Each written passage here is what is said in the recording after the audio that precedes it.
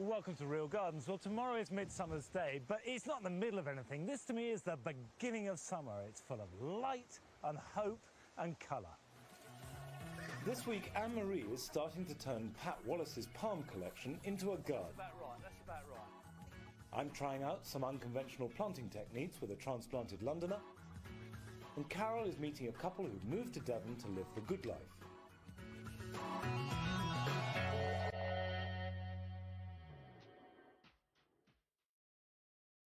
Adam Waterman was working at Huddersfield University when he met, married and moved in with Katie, who was a local solicitor, 5 years ago.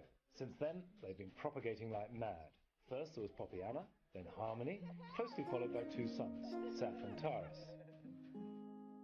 Since he got married, Adam has become a passionate allotment gardener, with 3 plots just 100 yards from their semi-detached cottage.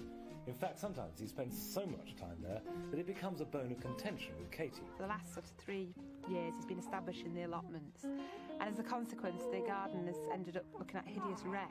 Because I used to go in the garden, I used to do quite a lot of gardening. Because of the children being so young and me having to feed the children, etc., I haven't had an opportunity We'd both like you to be more often in the garden. It's not just you. I would like you more often in the garden. Pardon the expression. But Adam would spend more time in the allotment. He's more interested in growing his vegetables than he is looking at flowers, really. I think that's the top and bottom. He doesn't really know his flowers as well, and that's always been a problem. To appease Katie, Adam has recently concentrated on the front garden. He's put up trellis, installed a Wendy house for the children, and laid down decking. And all this while the builders have been adding an extension to the house.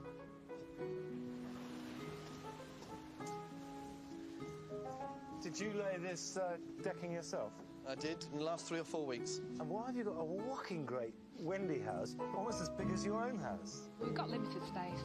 It's so that the children can come straight from outside one house into their house. They don't have to run up the garden through the rain. What do you plan to do with the whole thing? Well, we're keeping this, this is the kids' area. Yeah. We're going to have a new bed come under the slide so the children can crash through the undergrowth. Up here, can we come through sure. here? So we're sliding down the right way into the garden. Sliding down, you come. What happens in this space here? This is going to be a grassy area surrounded by the planting. What sort of plant? Plants that would cope with the wind that we get here, because the wind comes straight off the Pennines and hits this side. And how much say do you have in the layout of this? I've had quite a bit of say this year because I did an experiment last year on the garden, which turned out to be hideous. He put everything in pots, so this year I did have some input, and I'm quite pleased with what he's done so far. It just needs to be a little bit more organised, and perhaps we might get there. I do have a plan. In your pocket? In my pocket. Have you seen this? Have you all agreed all this? Yes. Oh, it's very nice.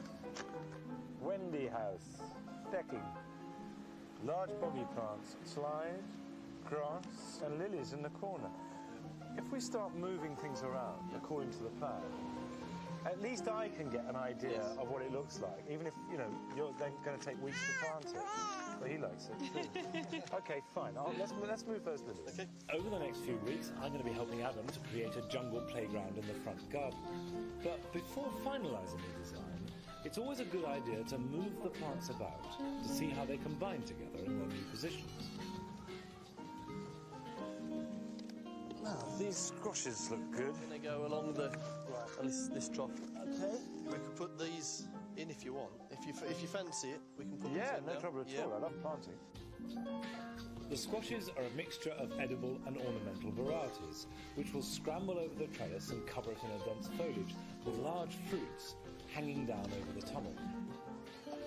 Right, you're going to need a lot of water on this, aren't you? Are you going to mulch them or not? Yeah, I'll get some compost off the allotment.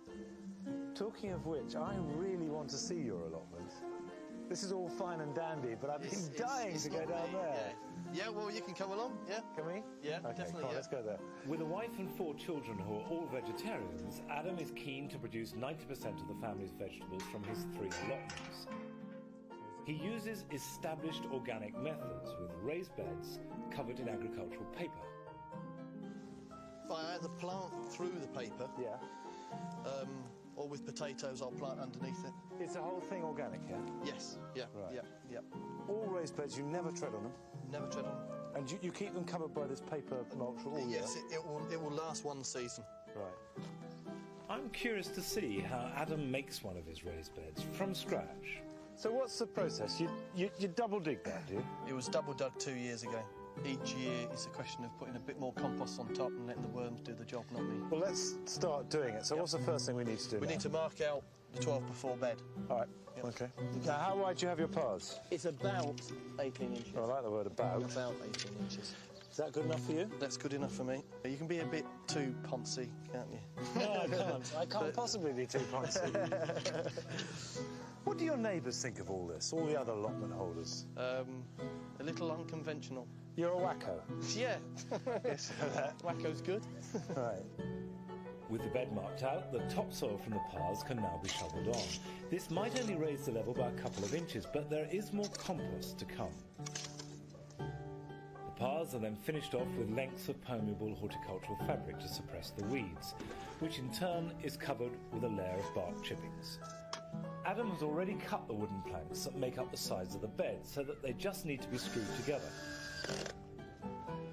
with a length of leaky hose buried just below the surface, and this will be later connected to a water butt. This is really just composted manure, isn't it? Yeah, it is, but up here, the ground likes it. Because it's so relatively light. Yes, yeah. Right, and then the paper simply sits on there. And how do you fix it? All we do is lift the end of that bed. The whole caboodle? Yeah, yeah. OK. That will then And then lower that down. one. Yeah. Oh, yeah. And then I'll do the same. OK. And then you just wiggle the bed.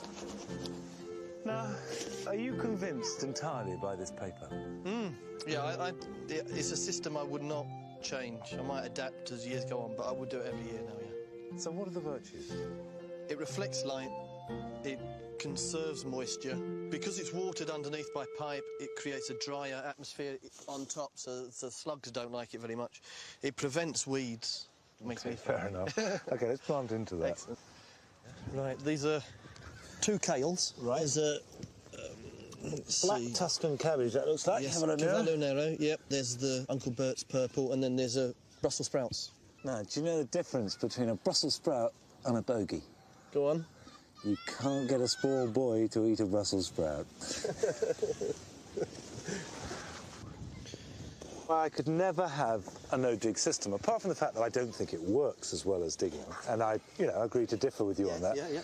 I need to feel the soil. I need to dig it. I want that intimacy. I can feel how wet it is, how How dry many it is. times do you need to know your soil? Oh, daily. Daily. Oh, all the time. That looks good. Yep, good start. To extend his growing season in the harsh Yorkshire climate, Adam recently lashed out £500 on a polytunnel. Oh, it's big, isn't it? Lovely, yes. Good for out the wind and out the rain. So you've got the same raised bed system. I mean, Yeah. it's as though you've put a bit of polythene over a piece of the allotment, isn't it? Conceptually, it's not a greenhouse. You grow as you would grow crops outside. Right, and you've got the same irrigation underneath, have you? Yeah, it just connects straight up to a water butt, yeah. Right.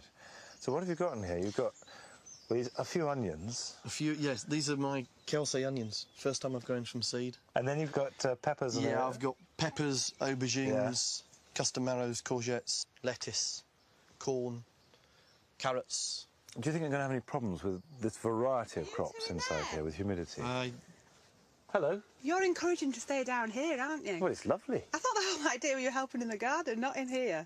All right, we'll come back up. Good. See, we were found. Yeah, discovered.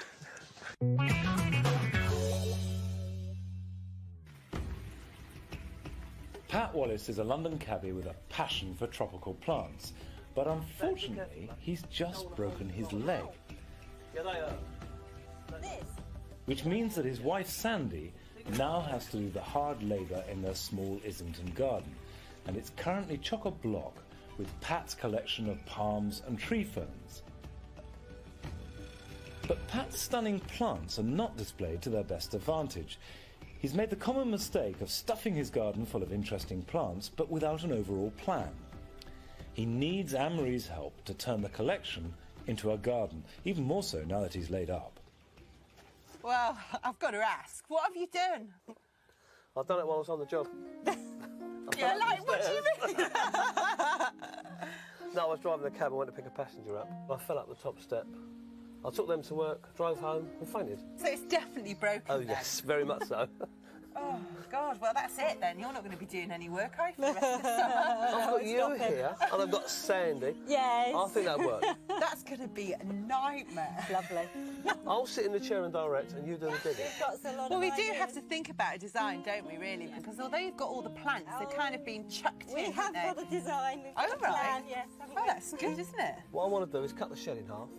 Pat's ideas for the far end of the garden include a number of new design features. Wow, that's nice, isn't it? Have you painted this? No, I wish I could. Sandy wants a small terrace with a mosaic floor in the style of a Roman ruin. But first, we need to do some basic reorganisation. You see, for my money, there's far too many specimen plants just rammed in here. And you really can't see them, can you? I mean, it's just a strip of gorgeous palms. But they're all jostling for attention, aren't they? And you can't see them. I mean, some of your favourite ones, they're just vanished, haven't they, here? That's right, yeah. But where are we going to move them to? Well, this side has got a lot of plants in I don't like. In a small garden, when something's not working like this, 120 quid, you've got to throw it away. It's like a tale, isn't it, that? It's a waste of time, though, isn't it? It is. There's loads of plants that don't Same fit. as this as well. That doesn't really... I just like the flowers on it, but it don't suit. Yeah. We can strip out all the plants that don't work in this garden, and there's quite a lot this side. What about that area there and around the back of the pond as well? I mean, there's space there, isn't there? Well, we could get some of the jelly palms over there. And there's that yucca there, so we're going to Lovely. poke our eyes out and break our back. Really spiky. Yeah, you've got to be really careful with that one. But it's a good idea. Just organise it a bit better, eh? You're on. Yeah? We need women in this garden. Guilt power. Go on then. Step one is to be ruthless about getting rid of some of the plants that don't fit into the tropical theme. Where do you want it? In the bin. Good. Lovely. Pat's son Leon has turned up to help us with the painful job of cutting down the Italian cypress. Some of the plants are reluctant to be moved.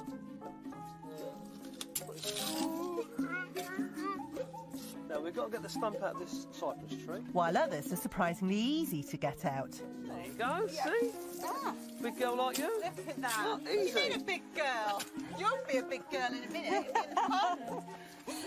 We've got some space. I know, it's good, isn't it? Wow. And I think we should really hold on to that space that we've got now and start with small plants at the front here and then raise up in height and texture and colour. So we've got a big sweep of plants going up to the trachycarpus there.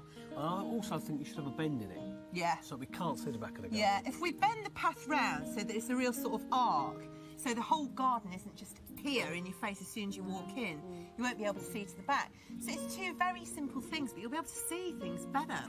Ready? Lift it straight out, straight. Up. Now we can get on with thinning out the congested area to the right of the path. This Mexican blue palm was completely hidden, but by moving it across the path, it can be displayed to its best advantage. That's about right, that's about right.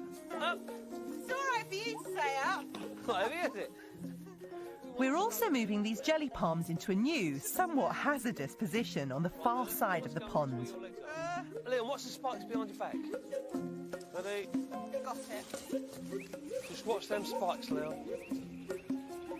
Now, with the jelly palms beautifully displayed on the edge of the pond, the final stage is to use some of the smaller plants to reshape the path. I think the Pittosporum here, I agree. Would be nice. I think we'll use the other two, but I'm not quite sure in what order. This canthus could go about quite tight there. Get a mix of the leaves. Yeah. What about And the then waggy? the Xanthidexia could go here and the waggy in between. How about out a little bit, because we're going to get a curve in the path, aren't we? Yeah. Nearly all of Pat's plants are in pots. This means lots of watering, but it makes it much easier to rearrange them. How about the lily? Xanthidexia, definitely. And I'll tell you what, I wouldn't mind trying. There's a space. We could use something Cycad. else. There's a cycad up there, like trying the ground. I've had that about 10 years. That came from Tenerife. No way. So I think it's time it went in the Space ground. that out a bit. Now we're getting towards bendy. That's much better. Do you Lovely. think? Ah, you're starting to get a garden now, Pat. Yeah, look, that looks really nice. I think we still need a bit more Space curve. there, isn't there? Bit more curve, That yeah. Guadalupe would really, really pick up Yeah. that green, wouldn't it? That of would, the that lily? would. Yeah. Right then. This is Girl lovely to watch. lifter. Well, you enjoy it. I am. I'm here, really enjoying it. So despite Pat's plaster cast, we've managed to make big changes to the garden. We've cleared out the inappropriate plants, displayed the others to their full advantage, and reshaped the path to add just a touch of mystery to Pat's movable tropical garden. So what do you make of this? It's fab, so much better. Look at the light coming through. I just love the way you've got all these different textures and shapes, and you've got all these supporters as well, Yeah. really showing off the plants for what they are. Yeah. And I love this sweepy path here as well. It's nice, isn't it? Shall we try it out? Absolutely. Come on, girl. You lead the Come way. on. What a result, he broke his leg, eh? Absolutely.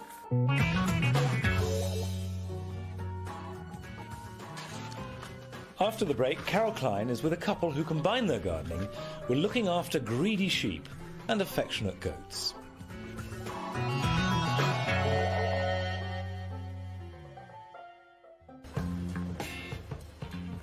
Chris and Bill Skeels are busy creating a brand new garden around their Devon house. They first got together in 1980 in Southend in Essex, where Chris worked as a beautician and Bill was a heating engineer. We enjoyed what we were doing, we had a good life, just that we wanted something different. A lot of people think it's a wilderness, but it's not. It's just a beautiful place. At the moment, we feel like every day's been a holiday, don't we? Yeah. 7 years ago, they bought a pair of unmodernised cottages and several acres of land near Chumley, North Devon. At first, they dreamed of an idyllic rural existence. We came here thinking that we'd do the house up, didn't we, and we'd have a couple of little chickens and a goat and, you know, and we ended up being sheep farmers, and we haven't done the house up. Now that Chris and Bill have got to grips with looking after their animals, they've got more time to work on the garden. Bill does most of the building, and Chris takes care of the plants. I became a gardener when I gave up smoking. I got some seeds, and these first little set of seeds went in the airing cupboard, and they grew. And that was it, I was hooked. Over the past few years, they've made a lawn surrounded by trees and shrubs on the north side of the house, and recently they started work on landscaping a more formal area on the south side, where they can sit out in the summer. With such a large area to fill, they need masses of plants. Carol Klein is here to help Chris raise her own. Oh, it's big, isn't it? It's huge, isn't it? So much to do. It's going to be a lot of hard work. Well, it's already been a lot. Yeah, it looks like it. We've had someone in and we've got a bit of a plan about this, and Bill's been working really hard doing it. I can see somebody else. I love this change of levels. Yeah, this is really nice. Bill's just finished doing this. We had no idea it was going to be this nice. Beautiful. I'm thrilled with it. Bill hasn't stopped at the decking. Now he's busy making a plant propagator, a heated box for raised seeds and cuttings. What do you think of it? I think it's brilliant. It's absolutely wonderful. I've got one of these, but it doesn't look as posh as that. This is only decking material that I've used, and I thought it looked pretty on the outside. What happens then? What do you want me to do? Well, we're going to lay this in the bottom of the propagator to keep the damp away from the timber. If we could pin it around the sides. Has she never had one of these before? Chris, no, she takes them into the bedroom. Above the radiator in the bedroom. Yeah? Chris gets very excited about her seedlings. Does she really? So now she's going to have to get excited in the greenhouse That's right. instead. That's it. Now we're going to lay in 2 inches of sand. Right. It's heavy, isn't it? Well, very heavy. And it's hot. Do I get to play then? That's it, we play sandcastles now. The bottom of the box is filled with coarse sand, which will make a bedding layer for a soil warming cable. Right, that'll do, won't it? Can we have a cable in now? Right, we'll put the cable in. This cable, which is thermostatically controlled, will give out a low heat, which will encourage seedlings to germinate and cuttings to form roots. Keeping approximately 3 inches apart. I don't know what 3 inches looks like. Well, that looks like 6 to me.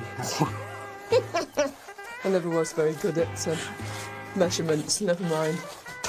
The cable is covered with another layer of sand. Seeds and cuttings will go into trays on top of this. Now it looks right for some cuttings, doesn't it? That looks fine. Well, that's down to Chris. I've done my part. I've built the bench. Can I go and find her and leave you to tidy up? That'll be fine. Lovely. Bill's made you the most fantastic propagating frame, and I think we're duty bound to fill it up. Come on. To make lots of new plants for the garden, Carol and Chris are going to take cuttings from one of Chris's favourite shrubs in the border alongside the lawn on the other side of the house, this white cistus. You look at the new growth on this. This will make superb cuttings. First of all, your first thought is for the bush itself. So if you cut down there, you're leaving that bud there, and you're not going to damage that growth that you've left behind. And then we can take 2 or 3 from that. You got your bag? I've got my bag. If not, they wilt, don't they? Yeah, they do. So I prefer this than going down the shops and buying them. Yeah. Mm. And we haven't taken anything that's got a flower head on it, have we? No, we don't want to. We don't want any flowering shoots at all if we can avoid it. How do you know now is the right time to take a cutting? Cistus work best from softwood cuttings, and that's just what this has got at the moment. Lots of sappy new growth that's very bendy. I think that's just about it. I think we're in danger of denuding it otherwise, and we want to leave it some new growing shoots. Come and look at this. Oh! Oh. Do you think he'd make one for me? Gosh, he has been busy, hasn't he? Really posh. What kind of compost is this, Chris? It's a multi-purpose one, but it's peat-free. Great. So I'd like to try some things without peating. Yeah. So I thought I'd give this one a whirl. I'm all for that. And you've got a presser board too, have you? Yeah. There you are. Wonderful. So if you just cut underneath that second leaf node down, strip the basal leaves, because otherwise they'll just sit and So that's rot. the big leaves? Yeah, these big leaves that are just above that leaf node. Yeah. Yeah.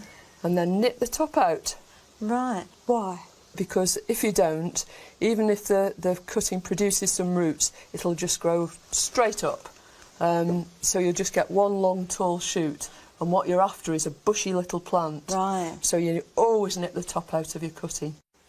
Chris is using a hormone powder which is supposed to stimulate the seedlings to form roots.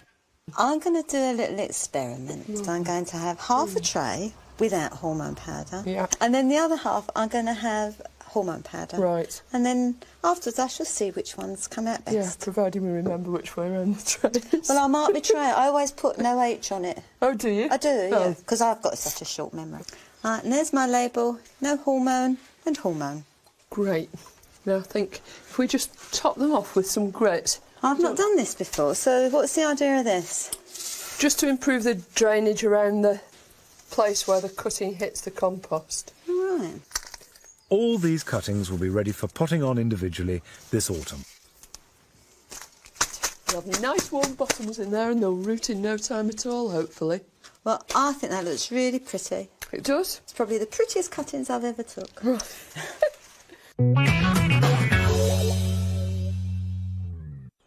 Well, we're going now, but next week we'll be back when Anne-Marie's going to be paying her last visit to Mike and Alison in Stockport. Carol's going to cross the county and see Adrian and Debbie in South Devon, and I'm going over to the Channel Islands to see Liz in Guernsey. I'll see you then. Bye-bye.